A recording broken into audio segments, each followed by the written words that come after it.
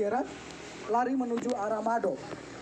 Sampai di Mado, dokter sendiri dihadang, kemudian dipukuli dengan besi, kemudian digiring ke jurang dan langsung ditendang ke arah jurang. Pada pukul 9 lewat sekitar 11 menit, mereka bergerak lagi menuju ke barak yang kedua yang dipimpin langsung oleh saya sendiri sebagai ketua tim. Di situ kami ada 6 orang. Saya sendiri sebagai ketua tim, Paman Selo, Paman Emmanuel Abi, Paman Patra, Suster Christine, Suster Anti dan juga Suster Ella yang sudah menjadi almarhum. Pada saat itu juga mereka melakukan hal yang sama, menghancurkan kaca-kaca jendela dan juga memukul pintu-pintu, berusaha untuk masuk ke dalam untuk menyerang kami. Mereka juga menyiram bensin di sekitar barak medis dan juga mulai membakarnya. Saat pembakaran terjadi, yang ada di dalam puskesmas hanya tersisa saya, Paman Patra dan juga ketiga suster itu. Paman Eman saat itu berada di dalam puskesmas karena sedang buang air besar. Pada saat itu sedang terjadi pembakaran, saya sendiri meminta untuk ketiga teman putri saya atau suster untuk kami segera keluar dari dalam barak itu. Tetapi karena mereka perempuan tidak bisa mengantisipasi situasi, sehingga mereka memilih lebih tenang di dalam barak itu. Makin lama asap makin tebal, rumah sudah mulai barak sudah mulai terbakar, sehingga saya memilih untuk mengurung ketiga teman suster tadi bersama saya langsung di dalam kamar WC karena agak lebih aman. Sekitar pukul 9 lewat 20 menit sudah tidak bisa ditahan lagi karena memang rumah sudah plafon-plafon yang terbakar sudah mulai pada runtuh, sehingga saya memilih untuk mengajak ketiga suster ini untuk keluar dari dalam barak medis. Pada saat kami berusaha untuk lari menghindari amukan KKB, kami memilih lari ke depan, mereka sudah menghadang kami pada posisi depan. Kemudian saya berusaha merangkul ketiga suster menuju ke jurang, tetapi sampai di belakang jurang yang ada di belakang barak medis juga mereka sudah berada di situ dengan diperlengkapi senjata dan juga busur dan anak panah. Akhirnya saya berusaha untuk mengamankan ketiga suster ke rumah warga yang terdekat jaraknya sekitar 5 meter dari barak medis itu. Sesampainya di situ mereka juga ada di situ berusaha untuk membakar rumah warga yang di sebelah. Akhirnya saya memilih untuk mengamankan ketiga suster di dalam gedung di dalam kamar mandi dari rumah masyarakat itu. Sekitar 30 menit kami berada di dalam kamar WC. Kejadian semakin brutal, mereka semakin membabi buta, memanah teman kami Paman Emmanuel Abi. Kemudian mereka mulai membakar rumah-rumah warga dan juga pasar, serta bank, rumah distrik yang ada di sekitaran barak medis itu. Kejadian semakin brutal, akhirnya saya mengambil keputusan untuk kami bisa mengamankan diri. Dalam hitungan detik saja, saya sebagai laki-laki mengamankan 3 orang perempuan pastinya tidak bisa karena mereka mengejar kami dengan senjata dan juga busur dan anak panah. Tidak ada jalan lagi, kami memilih lari ke depan, mereka sudah menghadang ke samping kiri kanan dan juga mereka sudah menghadang semua. Akhirnya di belakang kami terdapat jurang yang cukup terjal, kedalamannya sekitar 500 meter dengan sudut ketajamannya itu sekitar 90 derajat. Tanpa berpikir panjang, saya bertanya kepada ketiga suster itu bagaimana kita harus mengamankan diri. Mereka menjawabnya, kita lompat saja.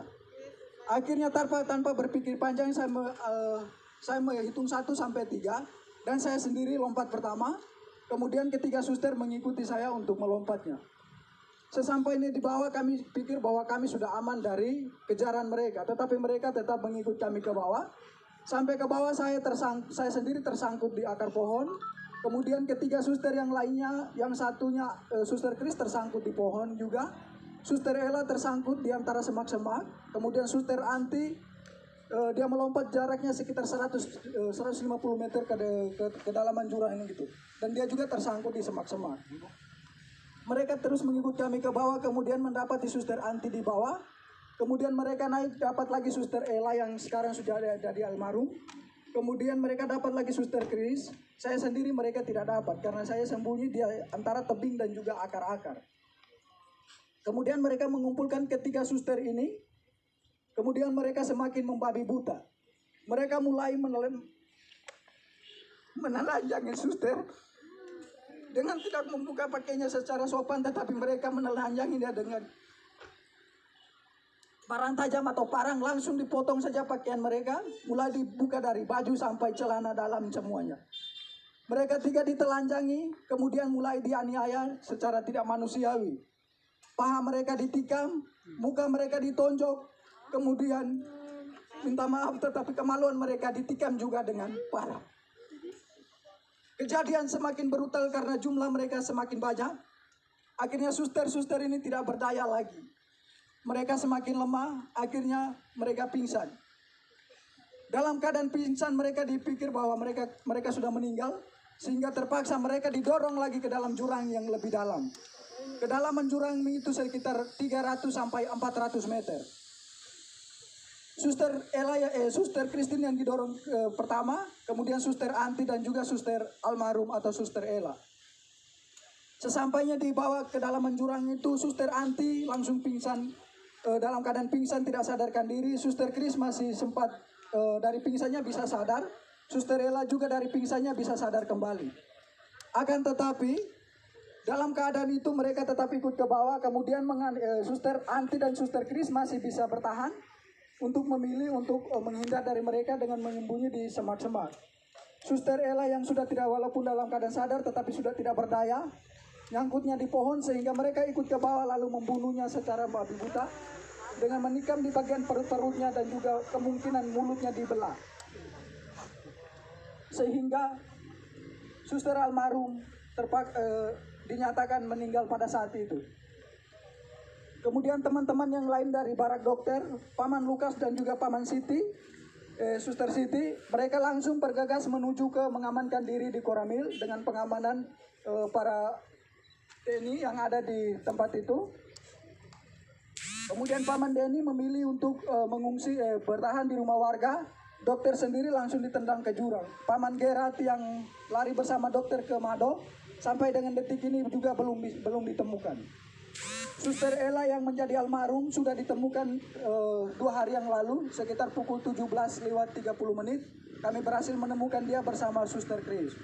Suster Chris bertahan selama 3 hari berada di bawah jurang itu. Puji Tuhan dia masih hidup. Yang meninggal hanya Suster Ella. Dia sudah ditemukan dalam keadaan tidak bernyawa. Mukanya sudah penuh pada belatung karena dibelah semua. Luka-lukanya sudah pada belatung semua. Dan kemungkinan ini hari ke-5, ke-6 ya. Sehingga mungkin almarhum tinggal tulang atau daging, sisa-sisa dagingnya saja. Kemudian Paman Lukas dan juga Pak Suster Siti langsung diamankan oleh pihak tentara yang ada di Koramil menuju ke pos Pamtas 403 yang ada di ketinggian atau yang di puncak. Kemudian Paman Denny juga dari rumah warga bergegas menuju ke Koramil mengamankan diri di pos Pamtas bersama dengan pihak dari Koramil juga. Dokter sendiri bertahan selama berada di jurang dari pukul 9 lewat sampai sekitar pukul 9 malam. Baru dokter dari jurang menuju ke arah pos Pamtas 403. Saya, Paman Eman, dan juga Paman Patra bersama Suster Anti dan juga Suster Chris masih tetap berada di dalam jurang. Pada pukul 5 sore saya sendiri berusaha, karena melihat situasi sudah aman, saya berusaha keluar dari semak-semak. Kemudian berlari menuju ke Koramil. Sesampainya di Koramil tidak ada petugas karena petugas semua sudah diarahkan ke pos Pamtas. Sehingga saya memilih mengamankan diri di salah satu rumah warga yang ada di sekitaran Koramil itu. Paman Patra tetap memilih dan juga Paman Eman tetap memilih bertahan di jurang bersama dua suster, tetapi posisinya terpisah. Kemudian pada malam harinya Paman Eman yang terkena busur itu, dia memilih untuk naik pada sekitar pukul 10 malam. Kemudian dia berusaha tidur di bawah kolom rumah warga yang ada di sekitaran jurang itu. Paman Patra tetap bertahan. Kemudian pada pagi harinya sekitar pukul 6, Paman Eman bergegas menuju ke Koramil untuk meminta perlindungan. Begitu juga Paman Patra.